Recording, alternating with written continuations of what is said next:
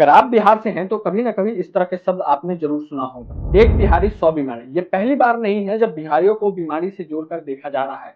देश के हर एक कोने में बिहार को लेकर ऐसे ही शब्दों का उपयोग करना बहुत ही आम हो चुका है। बिहारी, लोगों के मन में ये सुनते ही गुटखा चबाता हुआ, लुंगी पहना हुआ इंसान की इमेज उनके दिमाग में बन जाती है। और तो और बिहारी सुनते ही लोगों को ऐसा लगता है या तो कोई मजदूर आ रहा है, नहीं तो कोई गुंडा। अगर हम स्पेशली दिल्ली या मुंबई जैसे शहरों की बात करें तो वहां पर बिहारी शब्द का यूज ही गाली के तौर पे किया जाता है। अगर आपको इस शहर में रिक्शा चलाते हुए, मजदूरी करते हुए या फिर साफ सफाई का काम करते हुए कोई दिख जाए तो उसे लोग बिहारी समझ लेते हैं। भले ही वो इंसान राजस्थान से क्यों ना हो, हरियाणा से क्यों ना हो या फिर गुजरात से क्यों ना हो, लेकिन उनका काम करने का तरीके की वजह से और उनके हाव भाव से लोग ये समझते हैं कि भैया ये तो बिहारी ही है।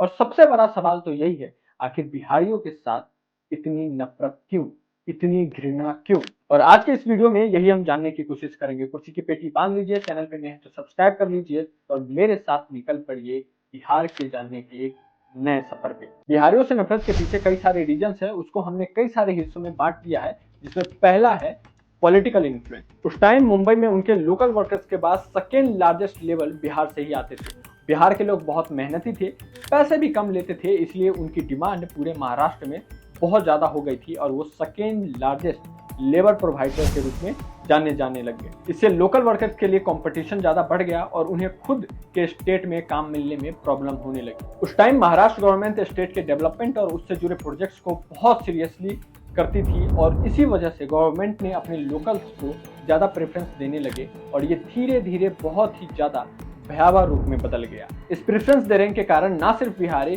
किसी भी दूसरे स्टेट के लोगों की भी दुकानें को भी जबरदस्ती बंद कराया जाने लगा, उनसे मारपीट होने लगी। 1950 में साउथ इंडिया के खिलाफ बहुत बड़ा मोर्चा शुरू हो गया था और नारा देने लगे थे, लुंगी उठाओ और पुंगी बजाओ, क्योंकि उस टाइम महाराष्ट्र में साउथ इंडिया से बहुत माइग्रेंट्स आने शुरू हो गए थे। हालांकि साउथ इंडिया और गुजरातियों को बिहारियों के मुकाबले हेट सेंटिमेंट्स का सामना बहुत ही कम करना पड़ा और इसके पीछे सबसे बड़ा रीजन था उनका पैसा और व्यापार, जो कि उस टाइम पर काफी तेजी से आगे बढ़ रहा था। लेकिन सैडली ये सारी चीजें बिहारियों के पास नहीं थी।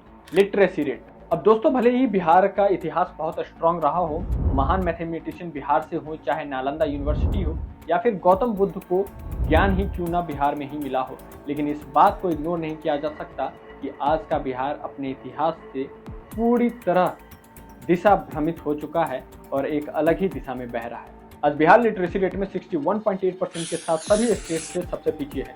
लेकिन लिटरेसी रेट इतना कम, तो दोस्तों इसका मेन रीजन स्कूलों में बुनियादी जरूरतों की कमी है। बच्चों का बीच में ही स्कूल छोड़ के चले जाना, इकोनॉमिक इनक्वालिटी, जेंडर डिस्क्रिमिनेशन और शिक्षा को लेकर जागरूकता ना हो पाना। अब दोस्तों, बिहार के हर गांव में आपको एक सरकारी स्कूल दिख जाएगा। बिल्डिंग तो बन जाती है, लेकिन इन स्कूलों के हालात देख करके ये लगता है कि सरकार की दिलचस्पी सिर्फ स्कूल के नाम पे ईंटें जोड़ने का काम करना है, ना कि एजुकेशन का लेवल सुधारना।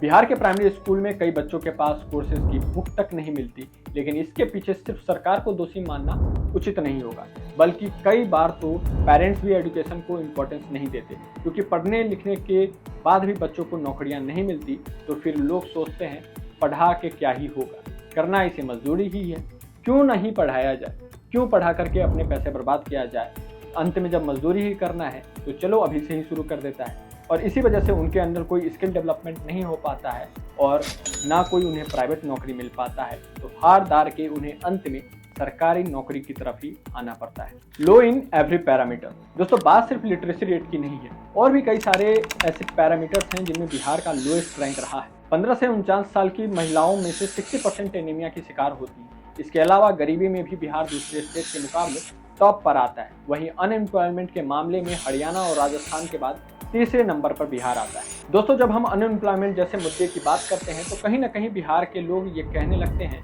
कि देश में सबसे ज़्यादा IAS और IPS बिहार से ही आते हैं। बात भी सही है, लेकिन इसका डार्क साइड हमारे नज़रों से अक्सर दूर रह जाता है। इतनी बड़ी संख्या में IAS और IPS बनने के पीछे का भी कारण यही है, क्योंकि इनके पास कोई रास्ता ही नहीं है। इंडस्ट्रियलाइजेशन को बढ़ने के लिए कोई मेजर स्टेप लिए ही नहीं जाते, लोगों को अच्छी प्राइवेट नौकरी ही नहीं मिल पाती है और अंत में फिर वही रास्ता बचता है, government job. Inequality for women, महिलाओं का योगदान किसी भी राज्य या देश के लिए सबसे अधिक मायने रखता है, क्योंकि जहां की महिलाएं इम्पावर्ड नहीं होती वहां विकास भी उतना ही मुश्किल होता है। बात करें बिहार की तो यहाँ महिला के लिए इनइक्वालिटी बहुत ही आम बात है। यहाँ पे जितना प्रेफरेंस लड़कों को दिया जाता है उतना ही कम ध्यान लड़कियों पे दिया जाता है, क्योंकि लड़कियों के पैदा होते ही उनके एजुकेशन में इन्वेस्ट करने की जगह शादी और उनके दहेज की तैयारियों में परिवार जुट जाता है। अगर गलती से वो थोड़ा बहुत पढ़ भी ले तो अंत में उसे शादी करके सेटल ही होना पड़ता है।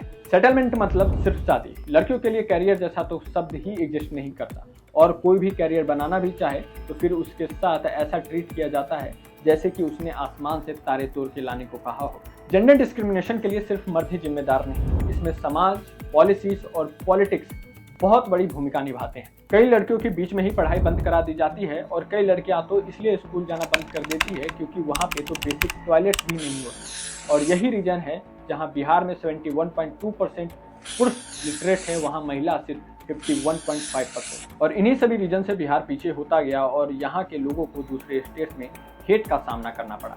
कास्ट पॉलिटिक्स, दोस्तों कास्ट इंडिया में आज़ादी से पहले ही बहुत बड़ा सेंसिटिव मुद्दा रहा है, और इसे लेकर कई तरह के झड़प और दंगे इतिहास में आपको देखने को मिल जाएंगे।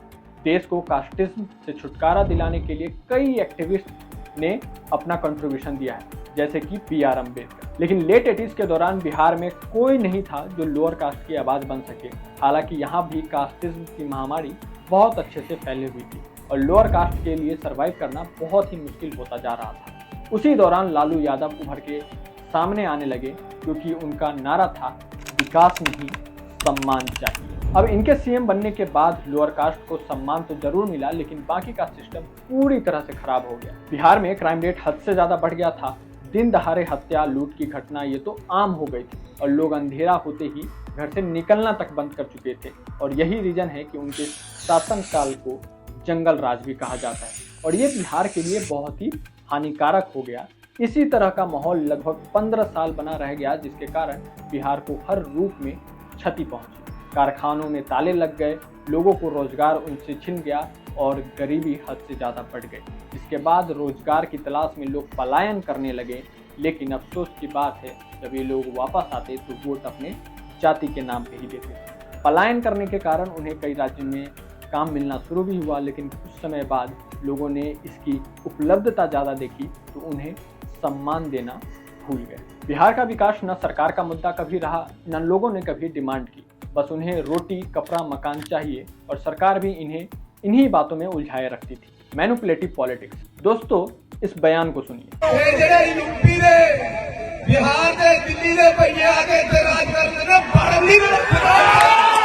ये स्टेटमेंट पंजाब के पूर्व सीएम चरणजीत सिंह चन्नी ने पिछले साल दिया था। अपने सुना इन्होंने कितनी बेबाकी से कहा, यूपी, बिहार और दिल्ली के लोगों को पंजाब में घुसने नहीं देंगे। कुछ साल पहले शिवसेना के चीफ उद्धव ठाकरे ने भी कुछ इसी तरह का बयान दिया था और कहा था मुंबई में बिहारियों के लिए परमिट सिस्टम लागू होना चाहिए। इसके बाद इन्हीं के भाई राज ठाकरे ने भी महाराष्ट्र में रहने वाले बिहारियों को लेकर इसी तरह का बयान दिया था। उन्हें घुसपैठिया कहा था और उन्हें भगाने की बात कही थी। और तो और उन्होंने ये भी कहा था कि बिहारियों के आने की वजह से महाराष्ट्र में कई सारे अपराध बढ़ गए। और ये सिर्फ एक दो नाम है, ऐसे कई सारे नेता हैं जो आए दिन बिहारियों पे बयान देते रहते हैं। नेता तो बयान देकर निकल जाते हैं, लेकिन लोकल लोगों के मन में बिहारियों को लेकर एक घृणा भर जाती है। उनके साथ होने वाले हर अपराध और अन्याय का दोषी वो बिहारियों को मानने लग जाते हैं और फिर उनकी घृणा उस पर हावी हो जाती है। इसके अलावा हेट सेंटिमेंट्स को बढ़ाने में फिल्म इंडस्ट्री ने भी कोई कसर नहीं छोड़ी है, चाहे वो गैंग्स ऑफ वासीपुर हो, गंगा जल हो या फिर सुल जैसी फिल्म हो, जहां बिहारियों को ठरकी, गुटखा खाने वाला, गाली गलौज करने वाला ही दिखाया है। इससे देश के लोगों में बिहारियों के लिए गलत धारणा बन गई है। वो एक गलत रूप में बिहारियों को देखना शुरू कर गए हैं। उन्हें लगता है कि बिहारी है तो वो बहुत ही अनहाइजीनिक होगा, बहुत ही अनहेल्दी बिहेवियर होगा उनका, समाज के लिए, मेरे सोसाइटी के लिए हानिकारक होगा। कई जगह पे जॉब को लेकर के इनसिक्योरिटी भी हो जाती है, लेकिन ये कितना सच है ये सबको पता है। दोस्तों इस वीडियो के अंत पे हम आ गए हैं और एक बड़ा सवाल ये है कि क्या अभी भी इस तरह की चीज़ें होती है? तो इसका जवाब है हाँ।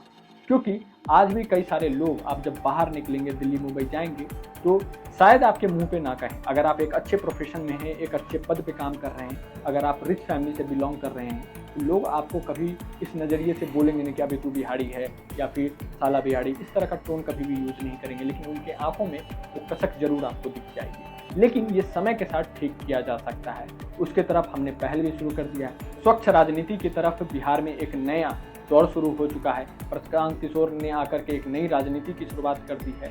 वहीं दूसरी तरफ बिहार के युवा भी कई सारे सवाल अपनी सरकार से पूछने शुरू कर दिए हैं। लेकिन वीडियो के अंत में एक बात मैं आपसे कहना चाहता हूँ, हम सभी कई सारे लोग अलग अलग राज्य से बिलोंग करते हैं और एक देश के रूप में हमारा ये कर्तव्य बनता है कि हम हर राज्य के लोगों का वही सम्मान करें, वही विश्वास दें और उन्हें एक अपॉर्चुनिटी जरूर दें कि वो देश के किसी भी कोने में जा कर के करें।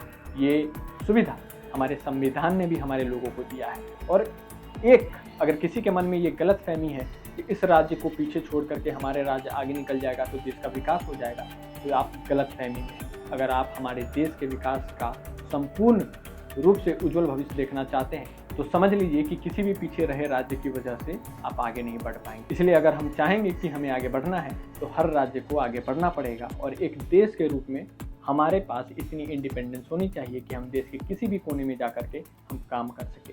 चैनल पे नए हैं तो सब्सक्राइब कर लीजिएगा। और बिहार कैसे सबसे अमीर राज्य बन सकता है और प्रशांत किशोर की भूमिका को लेकर मैंने वीडियोस बनाए हैं, अपने चैनल पे जाकर जरूर देखिए। मिलते हैं अगले वीडियो में। जय हिंद।